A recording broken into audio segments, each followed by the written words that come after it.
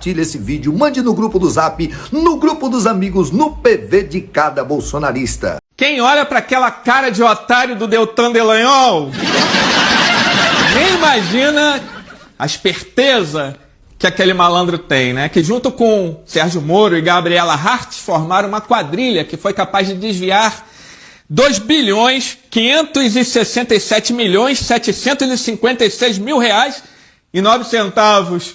Só anotando para decorar de tão grande que é o número. Dá para acreditar que aqueles 3 funcionários públicos extremamente evangélicos, exemplos de cidadão de bem, né? Tinham a capacidade de meter a mão em 2.567.756.000 reais e 9 centavos. Olha, só para você ter uma ideia, esse dinheiro daria para comprar 35.177 carros 0 quilômetro, amigo. A pergunta que fica é, para que os crentes queriam tanto dinheiro, gente? Será que era para entregar tudo para Deus mesmo? Deve ser, mas com certeza, só depois que eles morressem. Mas o pior é que tem gente que ainda apoia até hoje a extrema-direita, vai entender, né?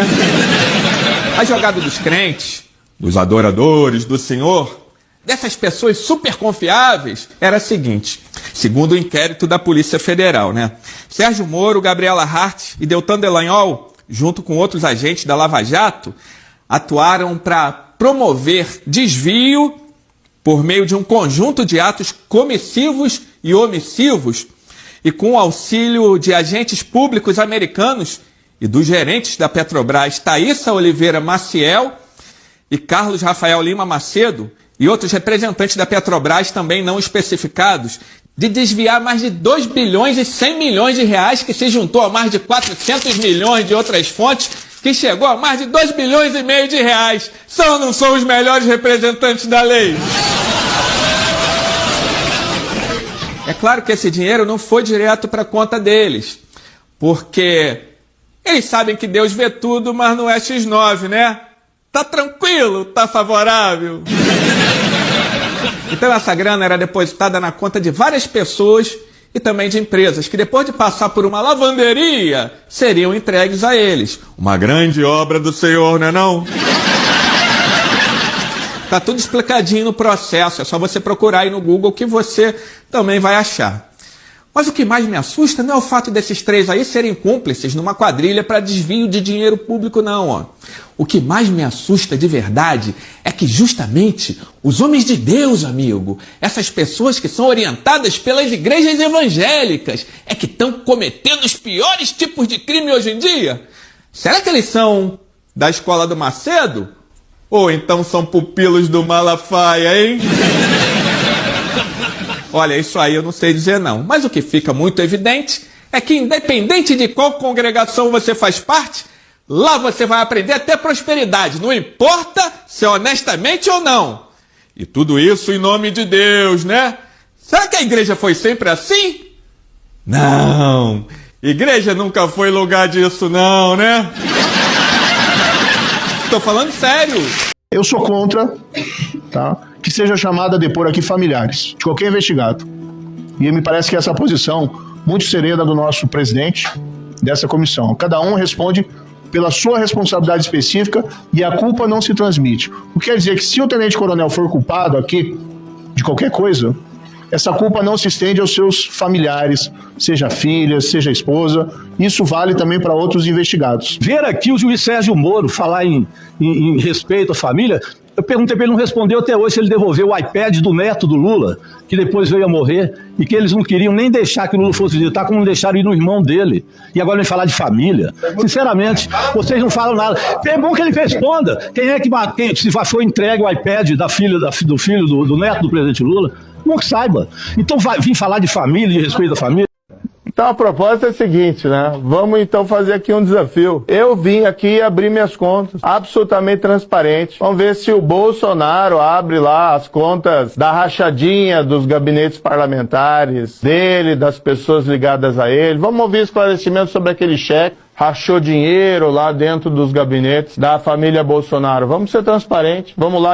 Mas eu posso perguntar a você, quem inocente foi condenado e preso por corrupção e suborno na Operação Lava Jato? Já avisei que vai dar merda isso. Você me dizer uma pessoa, o presidente eu da decretei a prisão, eu decretei a prisão. O presidente da República, aí não é opinião minha, é opinião do Supremo. Chupa que a cana é doce, meu filho.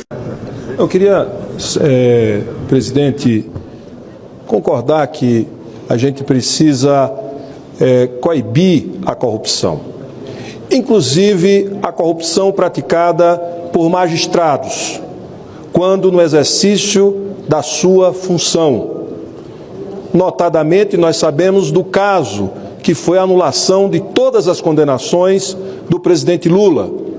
E me parece que houve um caso de corrupção ao julgar o presidente Lula e, portanto, isso também precisa ser avaliado, precisa ser escaneado, porque esse tipo de prática do judiciário nunca mais esse país pode viver, porque isso levou a essa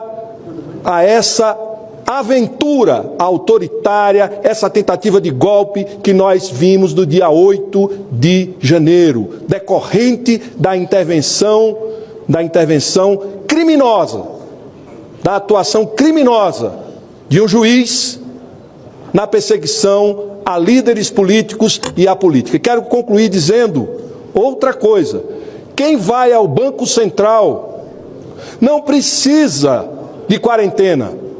Ele ainda está empregado e participa da sabatina e só se desincompatibiliza ou se demite da função para entrar no Banco Central quando é aprovado pela Comissão de Assuntos Econômicos. Portanto, nós não podemos criminalizar a política, porque a criminalização da política, a consequência é o autoritarismo e regimes totalitários, que foi o que pretenderam fazer no Brasil no dia 8 de janeiro deste ano. Um golpe que estava sendo urdido e que tem o seu nascedouro na prática incomum e deletéria do judiciário ou de membros do judiciário contra a democracia e contra o Estado democrático de direito.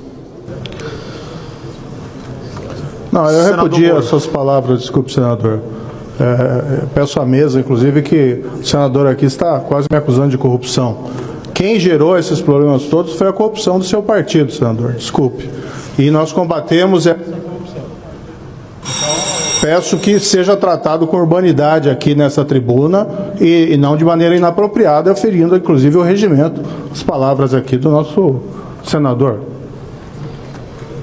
Eu peço respeito quando estou na tribuna e peço que não seja acusado Eu pedi pela ordem, foi isso que eu pedi. Então, eu também não posso ficar aqui achando que Vossa Excelência pode falar de corrupção. O senhor destruiu milhares de empregos, Vossa Excelência julgou, todos os processos que Vossa Excelência julgou foram anulados e isso gerou a cassação dos direitos políticos de um presidente. O senhor virou ministro do presidente que ganhou a eleição. Isso não é corrupção. Se o senhor quiser me acusar... Se você chegou até aqui, não é inscrito ainda, se inscreva no nosso canal, deixe seu like e compartilhe esse vídeo e vamos para mais vídeos.